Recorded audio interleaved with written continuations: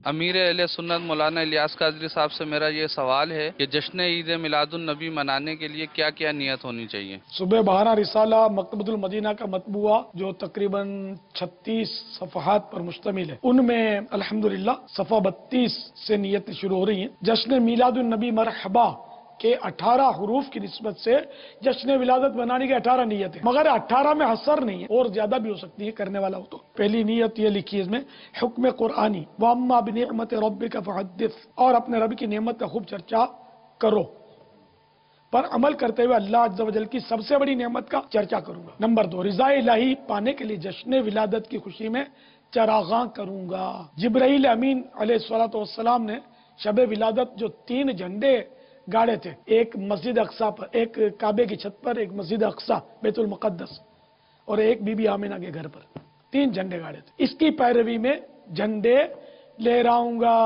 Number 4، سبز گنبد کی نسبت سے سبز پرچم لگاؤں گا۔ نمبر 5، دھوم دھام سے جشن ولادت منا کر کفار پر عظمت مصطفیٰ صلی اللہ تعالی علیہ وآلہ وسلم کا سکہ بٹھاؤں گا۔ گھر گھر چراغاں اور سبز جھنڈے دیکھ کر کفار یقیناً حیران ہوتے ہوں گے کہ مسلمانوں کو اپنے نبی کی ولادت سے والہانہ پیار ہے۔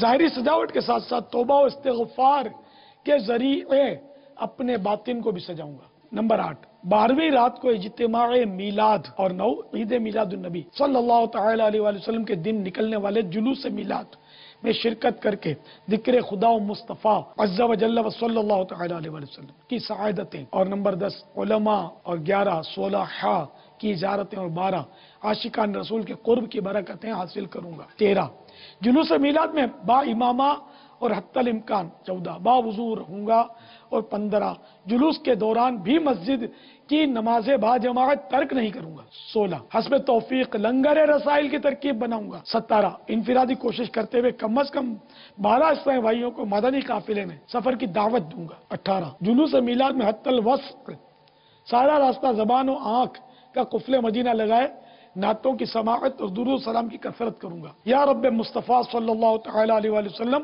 ہمیں خوشدلی اور اچھی اچھی نیتوں کے ساتھ جشن ولادت منانے کی توفیق مرحمت فرما، اور جشن ولادت کے صدقے ہمیں جنت الفردوس میں بے حساب داخلہ عنایت کر۔